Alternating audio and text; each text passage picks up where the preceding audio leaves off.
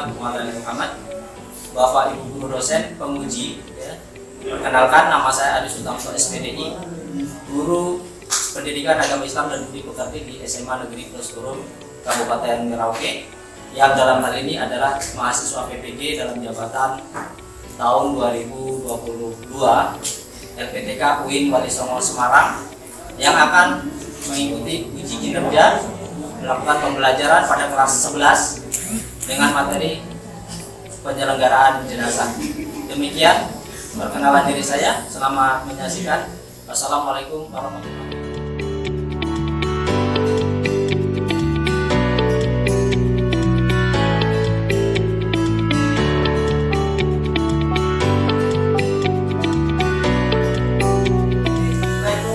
wabarakatuh.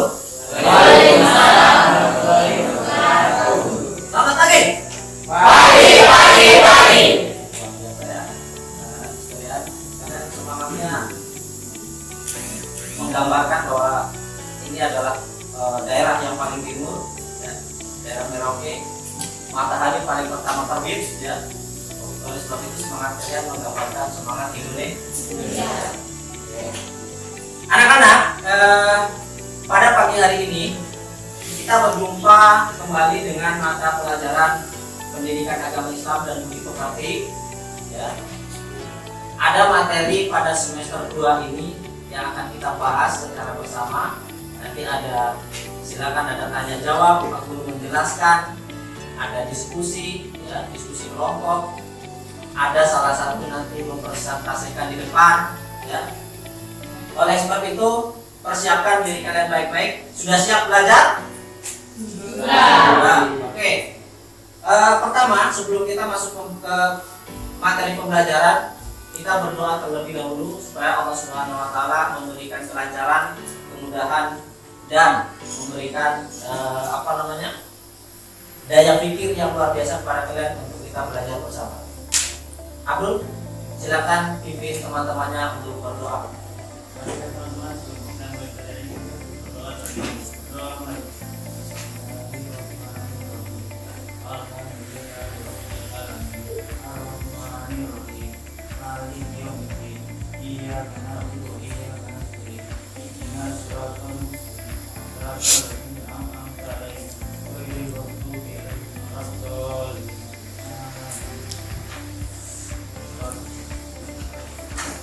Terima kasih untuk Abdul atas doanya. Mudah-mudahan doa itu bisa mengantarkan kita pada pembelajaran yang diridhoi oleh Allah Subhanahu wa taala. Anak-anak, pada pagi hari ini, ya, sesuai dengan kurikulum pembelajaran kita adalah tentang pengurusan jenazah, takziah, dan ziarah kubur. Ya. Sebelum kita masuk lebih jauh, anak-anak, sebagai motivasi buat kalian bahwa sebagai siswa kita harus selalu memposisikan diri sebagai siswa. Siswa itu tugasnya apa? Belajar, baik di sekolah maupun di rumah. Karena lingkungan sekolah, lingkungan rumah sangat membentuk kalian dalam belajar.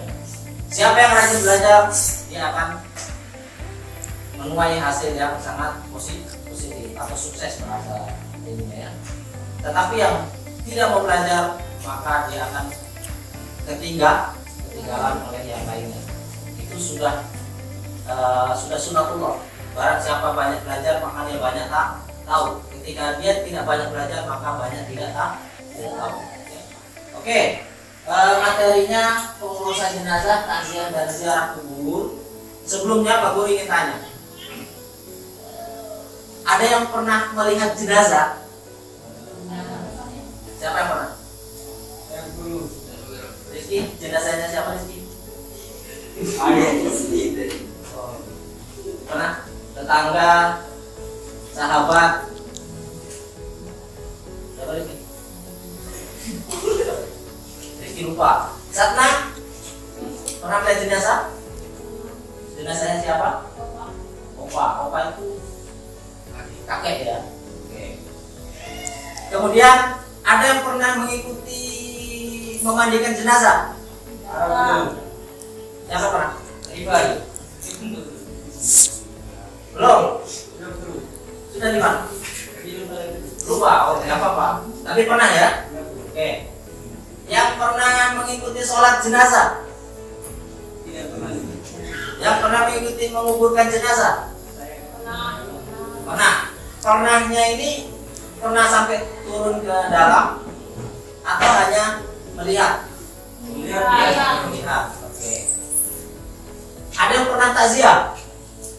Nggak tahu takziah. Nanti Pak Guru kasih tahu ya. Ada yang pernah ziarah kubur? Pernah. Oke. Nanti kita akan perdalam beberapa materi itu ya. Kita sebagai seorang muslim anak-anak bahwa setiap kita pasti akan mengalami kematian. Untuk mempermudah atau mempermudah pembelajaran kita, Pak Guru akan menyampaikan tujuan dari pembelajaran yang akan kita lalui bersama. Itu ada namanya KD. KD itu kompetensi dasar. Kompetensi itu kemampuan yang akan dicapai oleh setiap siswa. Yang pertama adalah menganalisis pelaksanaan penyelenggaraan jenazah. Kedua, menyajikan prosedur penyelenggaraan jenazah. 3.7 dan 4.7. 3.7 itu kompetensi dasar yang berkaitan dengan kemampuan berpikir ya, kemampuan menganalisis ya, kemampuan kognitif. Kemudian menyajikan prosedur itu adalah kemampuan kalian untuk menyajikan informasi. Tujuan pembelajaran melalui kegiatan pembelajaran dengan menggunakan model pembelajaran problem based learning. Problem itu masalah based learning ya, dengan berbasis masalah dengan pendekatan saintifik, metode pembelajaran tanya jawab, wawancara, diskusi dan bermain. Peserta didik mampu menganalisis dan mempraktikkan pelaksanaan dan prosedur penyelenggaraan jenazah dengan baik dan benar. Bisa dipahami ya? Intinya ketika pembelajaran ini berlangsung, setelah itu diharapkan kalian bisa mampu menganalisis apa sebenarnya yang menjadi materi dari penyelenggaraan jenazah. Apa hak-hak sebagai seorang muslim terhadap muslim yang lain ketika meninggal dunia ya. Itu. Kemudian anak-anak kita lanjut. Yang akan kita bahas adalah kewajiban terhadap jenazah. Orang yang meninggal, setiap muslim muslimah yang meninggal dunia maka disebut apa? Jenazah. Ada kewajiban bagi kita sebagai seorang muslim ketika saudara kita meninggal dunia. Kemudian 2, pengurusan jenazah. 3, takziah. 4, ziarah kubur. Ini dasar daripada ketentuan bahwa setiap kita pasti akan mengalami kematian. Ada yang bisa membacakan Quran surat Al-Imran ayat 185. A'udzubillahi minasyaitonir rajim. Bismillahirrahmanirrahim. Kullu nafsin dha'iqatul maut ya. Kullu nafsin dha'iqatul maut wa innama tuwaffawna ujurakum yaumal qiyamah. Wa man zuhziha 'anil nari wa udkhilal jannah faqad faz wa mal hayatud dunya illa mata'ul ghurur ya. Artinya apa? Ada bisa membacakan dengan keras?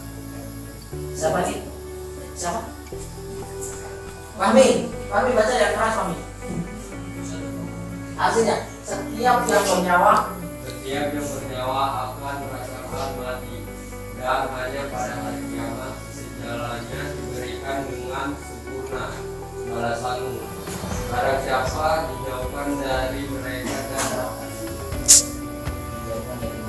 dijauhkan dari neraka dan dimasukkan ke dalam surga, sesungguhnya dia memperoleh kemenangan kehidupan dunia, hanya kemenangan yang terbaik.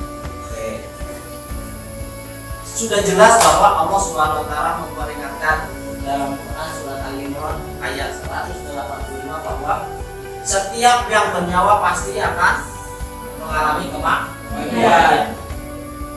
Kemudian setiap kematian itu nanti ada implikasinya, ya, maksudnya setiap orang yang sudah meninggal dunia kemudian nanti kita akan mengalami kiamat besar, kita akan dibangkitkan, ada namanya hari pembalasan, dikumpulkan pada hari pembalasan, dan setiap kita akan mempertanggungjawabkan apa yang sudah kita perbuat di dunia ini. Jika timbangan kebaikannya banyak maka kita akan masuk ke dalam surga, apabila timbangan keburukannya lebih banyak maka kita akan singgah dulu di neraka. Itulah balasan dari Allah Subhanahu wa taala. Kehidupan dunia hanyalah kesenangan yang memperkaya. Ada sebuah lagu mengatakan apa? Hidup ini panggung candi wara dan seterusnya. Ya memang, ya. Ibarat orang mengibaratkan dulu itu kehidupan itu seperti kita musafir, kemudian kita singgah di satu tempat, di situ kita makan, minum, istirahat, setelah itu kita kembali. Kita dari tidak ada, kemudian kita hadir di dunia ini, mulai dari bayi sampai kita dewasa, kemudian kita meninggalkan dunia ini. Kita akan hidup pada kehidupan yang hakiki. Oke. Selanjutnya, yang anak-anak, yang pertama, apa kewajiban kita sebagai seorang muslim terhadap muslim yang lain atau terhadap sahabat saudara kita yang beragama muslim ketika meninggal dunia atau terhadap jenazah. Kewajiban, ingat, mengurusi jenazah itu hukumnya adalah wajib. Wajibnya adalah wajib kifayah.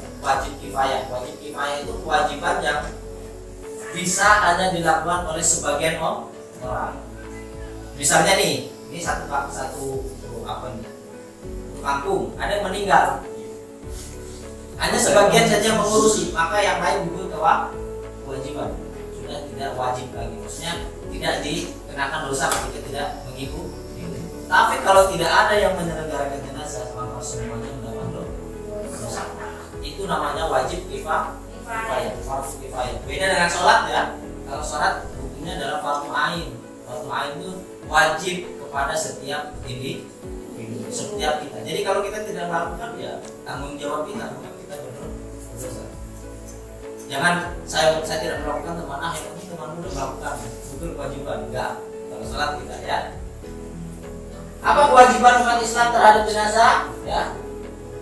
Bila seorang muslim dan muslimah telah dinyatakan meninggal dunia, ada beberapa hal yang harus disegerakan dalam pengurusan jenazah oleh keluarganya, yaitu apa? Satu, memandikan. Dua, mengkafalkan. Ketiga, mensolati. Keempat, menguburkan.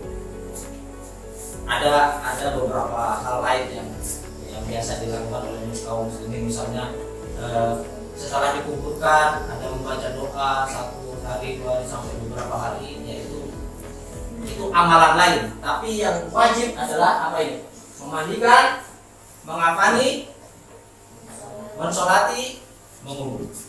Anak-anak perhatikan perbedaan umat Islam dengan umat yang lain adalah umat Islam itu ketika meninggal dunia hukumnya adalah segera dia apa? Kalau umat lain kan ada beberapa hari, ya, mungkin menunggu keluarganya dan seterusnya. Tapi kalau umat muslim segera, ya. Makanya di sini, ya, beberapa hal yang harus disegerakan dalam pengurusan jenazah. Meninggalnya misalnya malam, pagi meninggal, siang kalau bisa dikubur, siang meninggal kalau bisa sore dikubur. Oke.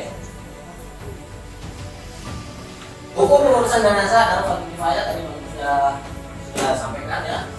Kemudian beberapa hal yang harus diperhatikan terhadap kondisi jenazah seperti berikut. 1. Pejamkanlah matanya dan mohonkanlah ampun kepada Allah atas segala dosa. Ketika ada mungkin nanti saudara, orang tua yang meninggal dunia. Kalau kita mendapati orang tua atau saudara kita yang mau meninggal dunia, kemudian kalau orang mau meninggal dunia itu ada namanya sakaratul maut ya, menghembuskan nafas itu. Itu biasanya kita diajarkan untuk mentalkin. Mentalkin itu apa? Membimbing untuk mengucapkan dua kalimat syahadat atau la ilaha illallah. Itu kalimat terbaik untuk ketika seseorang meninggal dunia. Orang akan disebut sebagai husnul khotimah ya. Kemudian tutuplah seluruh badannya dengan kain sebagai penghormatan dan agar tidak binatang awaknya. Ditempatkan di tempat yang aman dari jangkauan binatang buas. Ini ketika kita melihat jenazahnya. Kemudian bagi keluarga dan sahabat-sahabat dekatnya tidak dilarang mencium, ya boleh ya mencium jenazah. Nah kita sekarang masuk ke pengurusan jenazah. Ya, Pak Guru sendiri belum terlalu sering ya mengikuti prosesi penyelenggaraan jenazah. Bukan takut, tapi biasanya di satu kampung ketika ada orang yang sudah memang ditunjuk, kemudian ada orang yang lebih tua, lebih senior, mereka biasanya pengurus kan gak mungkin ya kita langsung datang semua kita mau mengurusin. Sudah ruangannya sempit misalnya, ya kita serahkan ke orang-orang yang terbiasa. Urutannya seperti ini anak-anak: memandikan, mengkafani, mensolatkan, kubur. Ada 4 ya, ada 4. Memandikan jenazah. Syarat wajib memandikan jenazah. Syarat wajib itu berarti apa? Syarat yang harus dipenuhi, wajib dipenuhi. Ya. Yang pertama, jenazah tersebut beragama Islam. Ya. Artinya seorang Muslim ketika mau memandikan jenazah berarti harus jenazah yang Islam. Kemudian didapati tubuhnya walaupun sedikit. Ada kan orang meninggal kemudian tubuhnya misalnya mohon maaf ya terpisah atau mungkin sebagian hilang, ada mungkin kecelakaan ya. Bahkan yang lebih tragis misalnya tragedi kecelakaan pesawat terbang, bagaimana itu ya, nanti ada caranya ya. Kemudian yang ketiga, bukan mati syahid. Orang ketika mati syahid dalam peperangan maka tidak wajib diman. Jadi peperangan dalam membela agama misalnya, ketika seseorang meninggal dunia maka dia dikatakan mati syahid, badannya tidak wajib untuk dimandikan. Karena memandikan jenazah itu kan sama dengan apa? Mensucikan. Kemudian paham ya? Apa saja? Jenazah harus beragama Islam. Kedua, didapati tubuhnya walaupun sedikit. Ketiga, bukan mati syahid. Ini apa namanya? Syarat wajib. Kemudian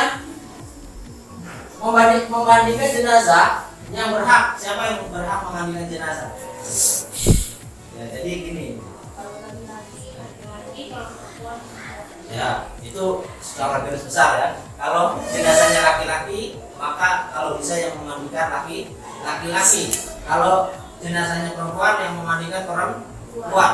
Bahkan begini, kalau misalnya ada seorang perempuan hidup di kalangan laki-laki yang di situ tidak ada perempuan selain dia, maka ketika dia meninggal dunia tidak perlu dimandikan.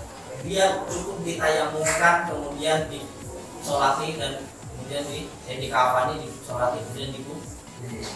Itu ya. Atau misalnya laki-laki dia hidup di antara wanita yang tidak ada laki-laki lain selain dia. Ketika meninggal dunia maka tidak ada muhrimnya ya. Beda misalnya saya bersuami istri kemudian saya tinggal di kalangan perempuan, maka masih ada istri, berarti istri masih bisa memandikan jenazah saya. Paham ya? Jadi gini, laki-laki yang memandikan laki-laki, perempuan yang memandikan perempuan. Kemudian ketika orang meninggal dunia, maka kerabat dekatnya, misalnya suami meninggal, yang wajib berhak memandikan jenazah istrinya. Istri meninggal dunia yang berhak memandikan jenazahnya suaminya. Atau misalnya anak yang meninggal dunia maka orang tuanya bisa memandikan dan seterusnya. Ini ya. Kemudian apabila jenazah itu seorang istri, suami lebih berhak. Apabila suami yang meninggal, istri lebih berhak dan seterusnya. Sampai di sini paham? Oke. Sekarang tata caranya bagaimana Pak Guru? Pertama, tempat jenazah harus tertutup karena ada aurat yang harus dijaga. Kedua, letak jenazah lebih tinggi ya, tempatnya tinggi. Kalau bisa, biasanya kalau orang memandikan jenazah itu ada meja itu disusun, kemudian taruhin bantal, entah bantalnya apa ya, ada yang paling pisang dan seterusnya ya, kemudian dibarikan, ya. Kemudian dimandikan. Biasanya ditutup ya, ditutup pakai kain atasnya, baru disiram dimandikan. Ya. Ingat, laki-laki yang memandikan laki-laki, kalau perempuan memandikan orang. Nah dibalik ya, bahaya. Kemudian pakaikan kain basahan seperti sarung agar auratnya tidak terbuka. Jenazah didudukkan atau disandarkan pada sesuatu. Ya. Maka tadi Bapak bilang ada kalau pakai khusus bisa ada yang lain ya. Bersihkan mulut dan gigi jenazah. Bersihkan semua kotoran dan najis. Biasanya kalau orang meninggal dunia itu ketika orang memandikan sampai di perutnya, perut itu apa? Tekan-tekan ya. Supaya apa? Kotorannya perlu. Ya begitu.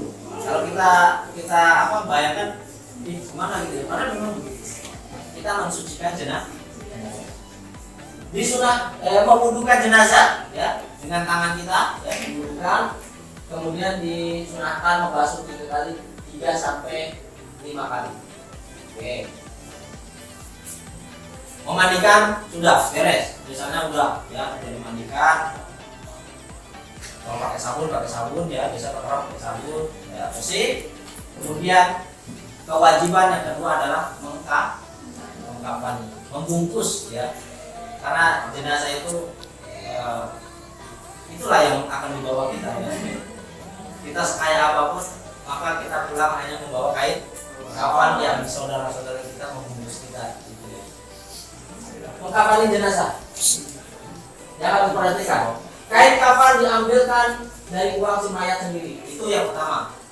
Kalau tidak ada orang yang selama ini menghidupinya yang memberikan kain kafan, keluarga, ya, sahabat, ya. Ya, kalau tidak ada, boleh diambilkan dari uang kas masjid, RT, RW, atau mungkin misalnya dalam satu kampung ada kas kampung yang khusus memang menyediakan kain kafan. Boleh. Kalau itu tidak ada, kemudian wajib atas orang muslim yang mampu untuk membiayainya. Misalnya ada seseorang yang mungkin dia di satu kampung itu mampu gitu ya, dia bisa membiayai, ya, dia pakai uang dia bisa. Untuk jenazah laki-laki berapa helai? 3 helai dibentangkan sesuai ukuran jenazah, dipotong sesuai ukuran jenazah. Kemudian kalau perempuan 5 helai. Kenapa perempuan lebih banyak Pak Guru? Karena perempuan itu nilai auratnya itu lebih harus ditutup ya. Beda dengan laki. Makanya laki-laki lebih tipis 3 helai saja. Tapi dalam helai ini nanti ya, ini persiapkan kain kafan sekitar 12 meter atau pokoknya disesuaikan dengan nanti 12 meter itu nanti akan dipotong sesuai dengan ukuran jenazah. Kemudian kapur barus dan kapas. Makanya ketika suasana mengkafani jenazah itu kita akan mencium aroma jenazah. Ya. Ada pernah mengikuti? Ya. Mengkafani jenazah. Ya. Kalau yang pernah pasti akan ini Pak Guru bilang begini pasti sudah terbayang nih. Ya. Aroma ya kapur barus ya. Kemudian ada di situ pasti kita akan melihat kapas ya, karena kapas itu digunakan untuk menutupi lubang. Jadi kalau mau ya. Kalau kalian pernah lihat film-film yang gitu ya, nanti pasti kita akan merasakan bagaimana mengikuti pembukaan jenazah ketika kita sudah masuk dalam satu masyarakat. Potong kain kafan untuk membuat 3 lapis ya untuk jenazah laki-laki dan 5 lapis untuk jenazah perempuan, menyesuaikan dengan tinggi jenazah. Kemudian jangan sampai jenazahnya tinggi mau potong sembarang begini taruh gitu ya, kaki ini lewat, tarik kaki kepala lewat. Usahakan sesuaikan ya. Kemudian buatlah dari sisa potongan kain kafan untuk membuat tali 8 buah tali ya. Mungkin begini ya, ada yang begini, terserah lah, pokoknya tali yang bisa untuk mengikat apa kain kafan. 8 tali, kemudian dibuatkan baju. Biasanya orang buatkan baju ya kain nanti dibuat tengah gitu ya, nanti sudah dipotongkan, kemudian dibuatkan seperti sarung gitu ya. Ada dibuatkan sorban, ada juga yang dibuat sebelum dilipat ya, paham ya? Nanti kan kain yang 3 lapis itu dibentang nih, tapi sebelumnya sudah dipakai kayak baju kayak apa cawat gitu di kalau perempuan, kalau laki-laki cawat itu kayak celana lah gitu ya, celana, baru setelah itu baru dibungkus pakai kain yang beberapa lapis. Setelah itu baru diikat bagian atas ya, kemudian ini ada posisi bagian di atas kepala ya, kemudian bagian leher, di bawah lengan ya, kemudian mana bagian pantat ya, kemudian lutut, pergelangan kaki, dan di bawah pergelangan kaki. Ikatan itu harus kuat dan kalau bisa tertib ya, jangan sampai ada bagian yang tidak terikat nanti lepas di jalan, apalagi pikirannya jauh misalnya. Kalau zaman dulu lebih berbahaya karena orang masih pikul ya. Kalau sekarang masih sudah banyak pakai kendaraan ambulans dan mungkin ada pickup, orang pakai pickup.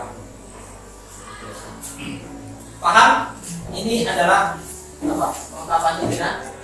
Masih ada lagi tidak? Masih ada. Letakkan kain helai demi helai. Juga kamu harus di atas tali yang sudah diposisikan tadi. Diletakkan ya, dijembreng ya kalau bahasa Jawa ya. Di apa namanya? Disiapkan. Misalnya laki-laki tiga lapis. Kemudian letakkan sorban, kerudung, kemudian baju, sarung, dan yang terakhir cawat di atas dari lembaran-lembaran ini. Karena nanti kita pakai kain itu dulu baru kita bungkus. Letakkan dan posisikan jenazah di atasnya. Tutup lubang hidung, telinga, mata, dan lainnya dengan menggunakan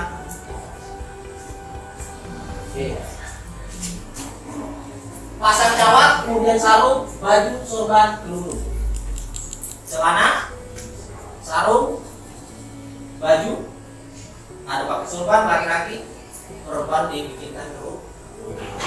Mulai membungkus jenazah dengan rapi dan jangan sampai tak karuan ya, barang-barang. Usahakan rapi. Talikan kain kafan dengan posisi simpul berada di sebelah kiri. Kenapa diposisikan simpul? Karena ada bagian tertentu ketika sudah diletakkan dalam liang kubur, dia harus dibuka. Kalau tidak dibuka, kita ya kan? Enggak, itu ada di film ya. Oke, memandikan sudah, mengkafani sudah.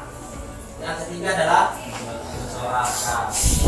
Ada yang pernah ikut sholat jenazah? Ya. Belum sering. Ya. Syarat jenazah yang akan disolatkan. Jenazah yang akan disolatkan syaratnya apa Pak Guru? Yang pertama, sudah suci, baik suci badan, tempat pakaian. Ya, tadi mandi itu sudah mensucikan jenazah. Ya. Sudah dimandikan ya. Kemudian jenazah sudah berada di depan orang yang mensolatkan atau sebelah kita, ya. Jangan sampai orang sudah siap begini, jenazahnya belum ada. Harus disiapkan dulu jenazahnya baru orang sholat. Kalau ada, pernah nggak melihat orang sholat tapi jenazahnya nggak ada? Tidak pernah. Kalau sholat gaib ada jenazahnya nggak? Ya. Orang misalnya meninggal di mana gitu ya, tragedi misalnya. kita boleh mensolatkan. Namanya apa? Sholat Jumat. Kita sholat jenazah sama dengan ketika ada jenazahnya, hanya jenazahnya tidak ada di depan kita. Itu namanya sholat Jumat. Kemudian ini ya niatnya. Nanti kalian hafal di rumah. Kalau di sini tidak akan sempat ya. Siapa tahu nanti kalian punya kesempatan untuk mengikuti sholat jenazah.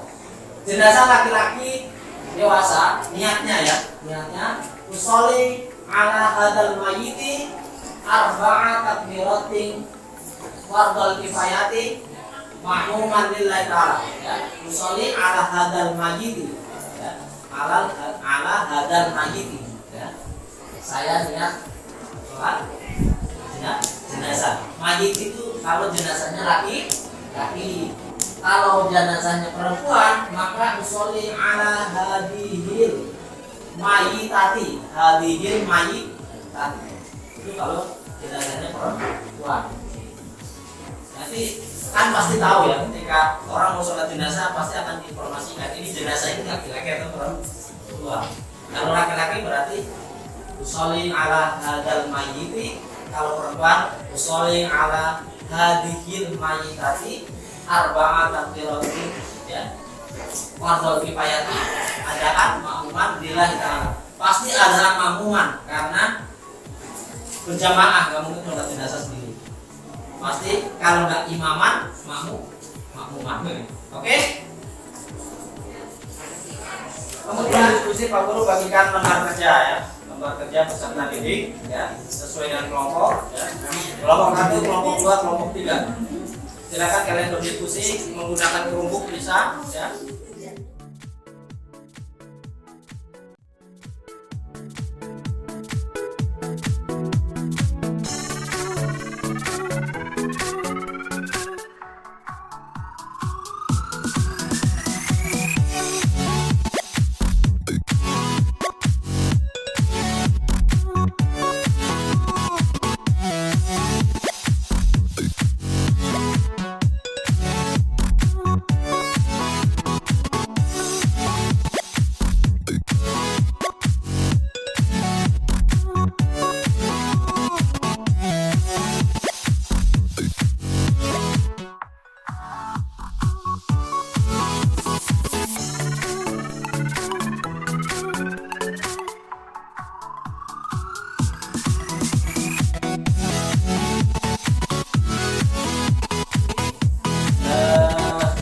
Pembelajaran selanjutnya yaitu pemaparan hasil diskusi atau presentasi. Silakan kepada kelompok yang sudah ditentukan maju salah satu untuk menyampaikan hasil diskusinya. Kelompok berapa? 2. Oke, kelompok 2. Silakan. Assalamualaikum warahmatullahi wabarakatuh. Waalaikumsalam warahmatullahi wabarakatuh. Perkenalkan, nama saya Kamila. Dari kelompok 2 saya mempresentasikan hasil diskusi kami yaitu cara memandikan jenazah. Adapun tata cara memandikan jenazah dalam Islam yang benar adalah yang pertama, letakkan jenazah dengan kepala agak tinggi di tempat yang disediakan. Kedua, ambil kain penutup dari jenazah dan ganti dengan kain basahan agar auratnya tidak terlihat. Bersihkan giginya, lubang hidung, lubang telinga, celah ketiak, celah jari, tangan, dan kaki serta rambutnya. 3. Bersihkan kotoran jenazah baik yang keluar dari depan maupun belakang. 4.